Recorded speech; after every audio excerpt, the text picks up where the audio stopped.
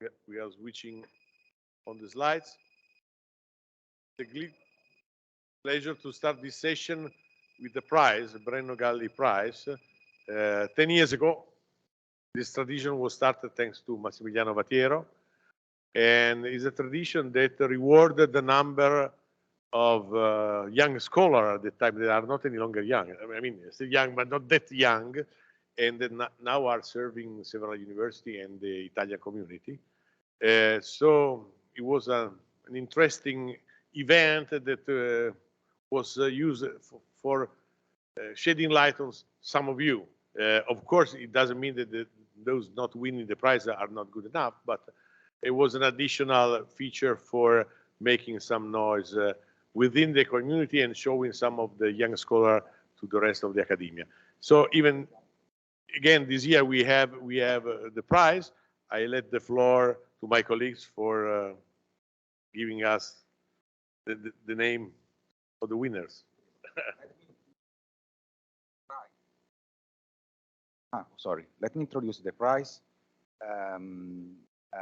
Every year, the Università della Svizzera Italiana, Fondazione Ricerca e Sviluppo, reserve 1,000 Swiss francs, which are more or less 1,050 euros, for a prize in memory of Brenno Galli for the most promising young scholar paper presented at our annual conference. This is the list of winners. I am very happy that some of them are here in the floor.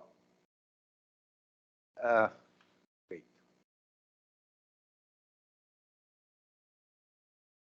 Sorry, okay, thanks.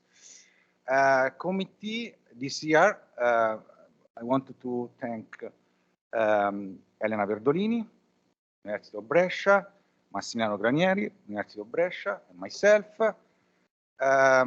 for collaborating, for selecting the winner. Let me give you a few words on Brenno Galli. Brenno Galli was a Swiss civil servant. He was a lawyer, but worked in economic institutions. For instance, one of the most important economic institutions in Switzerland, so the Swiss National Bank. He was the president of the Bank Council. He was the president of the committee who introduced the Swiss antitrust law. So his interest was between law and economics. So this prize is in memory of Brenno Galli, and we received a huge number, so 46 submissions.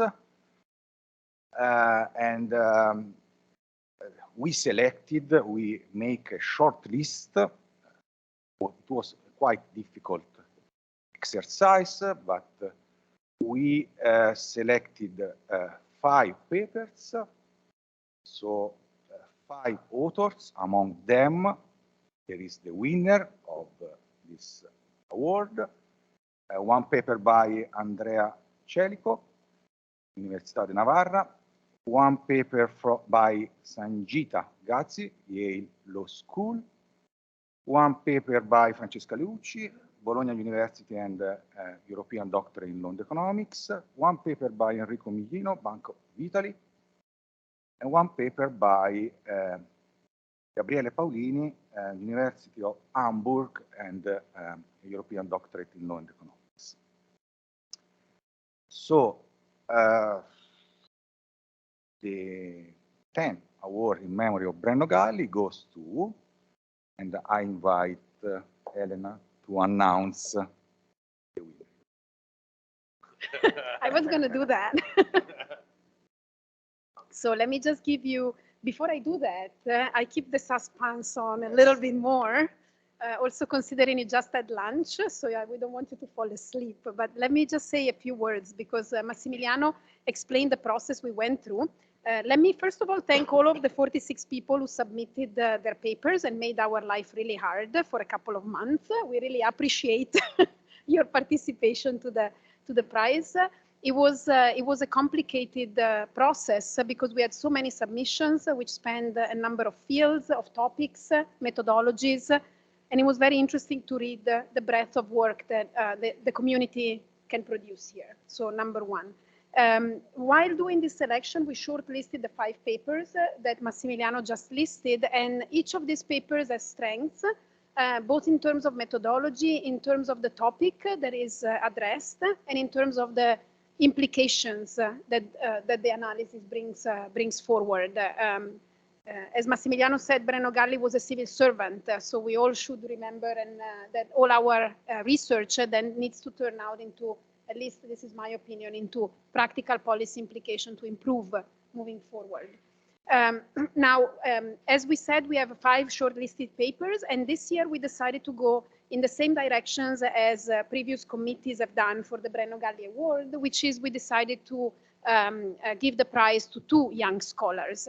And the motivation behind this decision lies in the fact that the 2 papers we selected are very complementary to each other. A first paper is more focused on, let's say, quantitative, econometric, economic-based approaches and provides very nice insights on a specific phenomenon. The other paper, on the other hand, works more through the methodology of comparative analysis, perhaps a little bit more qualitative, but still important, we believe, for the profession. So now, without further ado, let me give you the names of the winner of the award. So the award goes jointly to Francesca Leucci,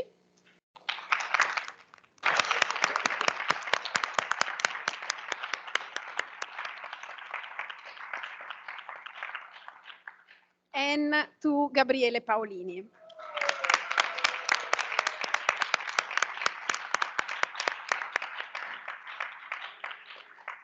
So let me just read briefly the motivation that will be presented to the winner, which will then be invited here so that they can receive the award, or at least not the real award, but the proof of the award. Okay, so Francesca submitted a paper called, entitled Climate Change, l'addition s'il vous plaît. And for this, I had to practice my French as well. Thank you, Francesca. So Francesca's article is motivated by the rising number of climate change lawsuits, with most seeking monetary compensation for the damages caused by global warming. The paper presents a systematic and rigorous examination of cases worldwide, illustrating a variety of heads of damages for climate change and the corresponding methods of quantification that have emerged, ranging from costs of climate adaptation to costs associated with reestablishing carbon sinks. The author contends that tort-based climate lawsuits may not be effective in deterring polluters because damages are not assessed with optimal deterrence incentives in mind.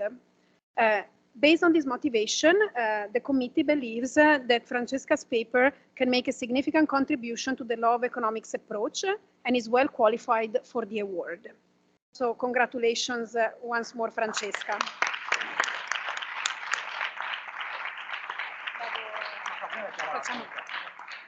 Please. And then let me read the motivation behind the choice of Gabriele Paolini's article and submission, which was titled The Adverse Effects of Trial Duration on the Use of Plea Bargaining and Penal Orders in Italy. So Gabriele's article analyzes the use of plea bargaining and penal orders in Italy. The paper is characterized by an excellent research question setup, a detailed data set, a rigorous application of descriptive statistics, and a robust methodological approach. The study tests and demonstrates that the expectation of longer trials diminishes defendants' incentives for plea bargaining, particularly in monocratic judge trials. Reduced use of alternative procedures, in turn, extends average disposition times, further exacerbating the issue of trial duration in Italy. And this is no small issue here, as you all know. The author thus provides noteworthy potential policy recommendation, and for this motivation this is the motivation why the committee believes that this paper can make a significant contribution to the law and economics approach and is well qualified for the award. Congratulations again, Gabriele.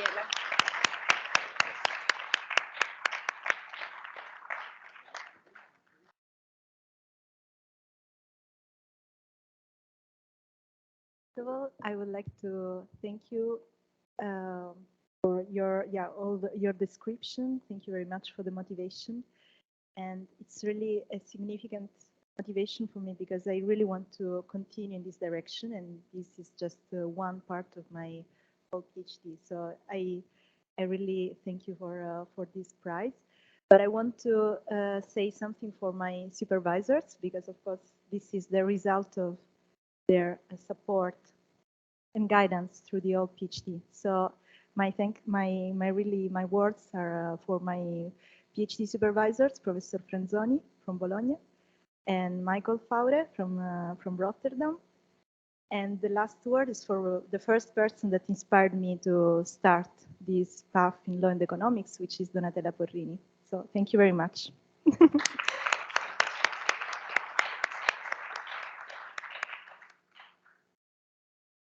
Thank you. It's a great honor for me, and especially because this was the topic of my master thesis when I was a law student and I didn't know anything about empirical methods. So I'm also part of EDRE, so we got a lot of courses on that, and I managed to produce my idea in a more sophisticated way. And so I also thank my supervisor, Stefan Vogt, and Elena Kantarovich-Reznichenko, and all the committee. Thank you.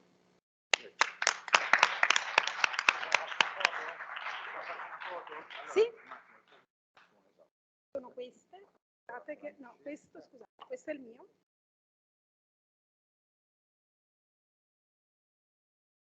Yes,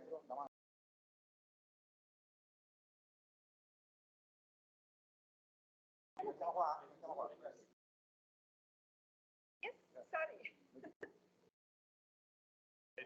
Bring it away.